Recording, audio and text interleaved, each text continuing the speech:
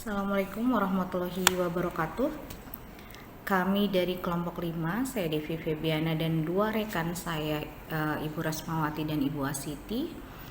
Kali ini akan menyampaikan apa yang sudah kami pelajari atau sudah kami baca di sumber buku Early Childhood Intervention, Shaping the Future for Children with Special Needs and Their Family. Kali ini kita akan membahas chapter 8 tentang Cost Effectiveness and Efficacy of Program. Jadi diawali dengan perubahan amandemen oleh IDEA atau Individuals with Disabilities Education Act di tahun 2004. Dan perubahannya itu hanya pada sedikit perubahan kata saja. Amandemennya menunjukkan bahwa fokus utama dari pengawasan federal dan negara bagian tersebut adalah untuk meningkatkan hasil pendidikan dan hasil fungsional untuk anak-anak penyandang disabilitas. Di 2 tahun sebelumnya, di tahun 2002, The President's Commission on Excellence in Special Education sangat mendukung perlunya fokus yang kuat pada hasil. Dan kemudian di tahun 2004 itu dilakukanlah amandemen oleh IDEA tersebut. IDEA hanya akan memenuhi tujuan yang dimaksud jika meningkatkan harapan bagi siswa dan berorientasi pada hasil, tidak didorong oleh proses, legitimasi, regulasi, dan konfrontasi. Singkatnya, sistem harus dinilai berdasarkan peluang yang tersedia dan hasil yang dicapai untuk setiap anak. Kemudian untuk basic konsepnya. The basic konsep dari cost effectiveness dan efficacy of program itu, keluarga sebagai konsumen layanan berhak mengetahui intervensi apa yang dapat bekerja dan apakah program tersebut efektif untuk anak mereka. Kemudian guru atau terapis harus mengetahui jenis intervensi apa yang dapat bekerja dengan baik. Kemudian informasi yang akurat tentang biaya program sangat penting untuk penyediaan layanan yang efektif dan efisien untuk anak-anak penyandang disabilitas dan keluarga mereka. Kemudian ada goal of analysis. Nah, dari goal of analysis ini untuk menentukan nilai ekonomi dari sumber daya yang digunakan untuk penyediaan layanan dari program yang diberikan. Kemudian ada pengeluaran mengacu pada sumber daya yang dikeluarkan oleh program tersebut. Selanjutnya adalah program ekonomi analisis untuk anak usia dini pada lingkungan beresiko. Di tahun 1999, National Academy of Sciences mengadakan National Panel yang isinya itu menyebutkan bahwa early years of life atau tahun-tahun awal kehidupan itu sangat penting untuk meletakkan dasar bagi perkembangan optimal development anak bangsa. Nah, meninjau kembali tentang penelitian yang lebih luas tentang perkembangan anak usia dini, National Research Council and Institute of Medicine di tahun 2000 menyimpulkan bahwa early years of life itu memang sangat penting untuk mempersiapkan tahapan jangka panjang dengan hasil perkembangan yang bisa jadi baik ataupun buruk. Beberapa panel meninjau pada respon yang didokumentasikan dengan baik, bahwa pada kenyataannya hal yang kurang baik itu menimpa pada anak-anak yang berada di lingkungan beresiko, terutama lingkungan yang tidak mampu.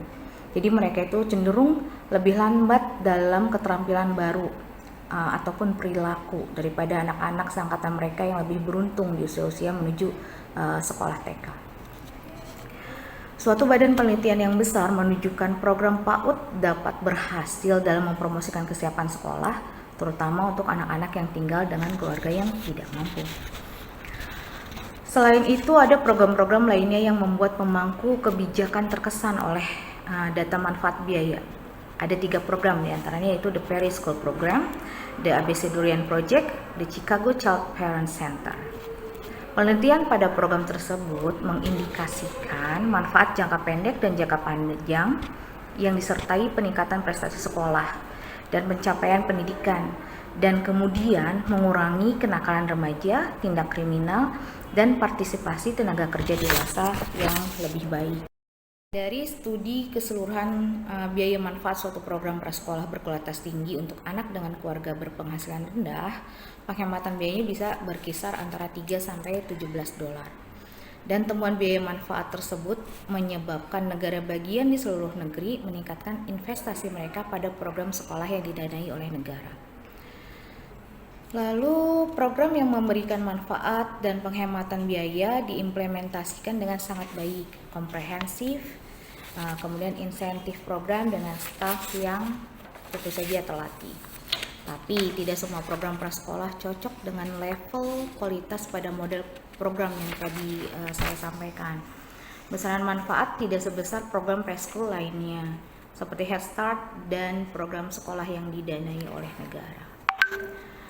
Kemudian program-program tersebut sebetulnya tidak didesain untuk anak-anak disabilitas.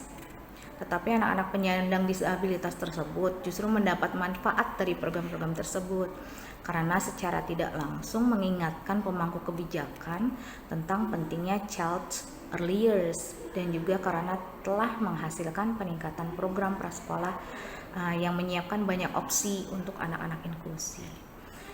Dan di buku ini pun disebutkan bahwa kita tidak bisa menyimpulkan bahwa program dengan anak penyandang disabilitas akan memberikan manfaat ekonomi yang sama, karena program untuk anak-anak dari keluarga tidak mampu menunjukkan manfaat atau keuntungan.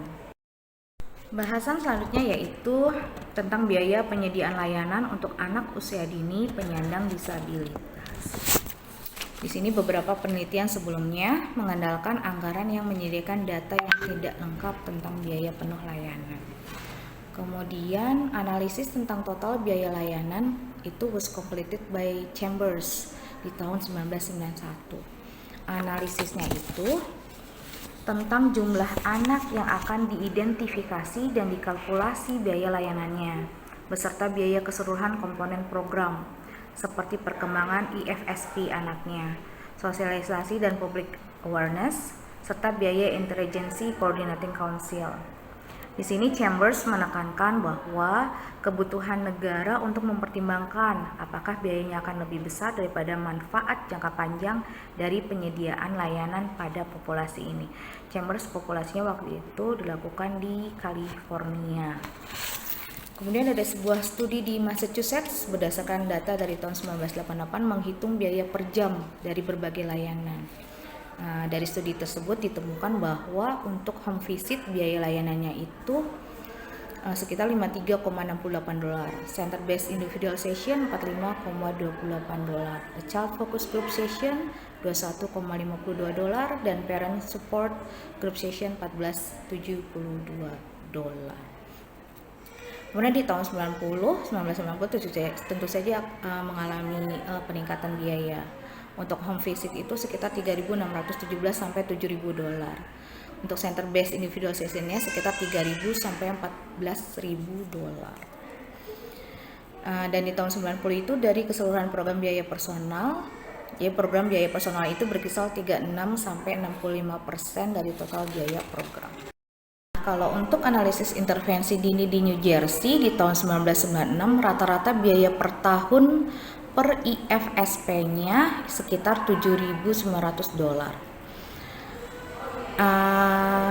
Satu-satunya data nasional tentang biaya intervensi dini itu datang dari NEILS atau National Early Intervention Longitudinal Study.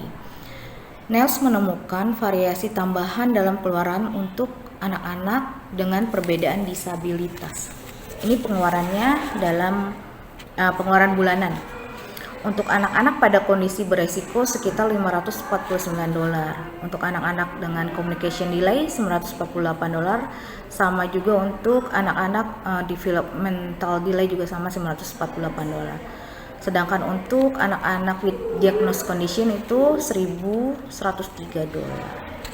Nah, faktor yang mempengaruhi dampak besar dalam kisaran biaya diantaranya adalah durasi pada programnya dan frekuensi layanan yang dihitung in hour per year.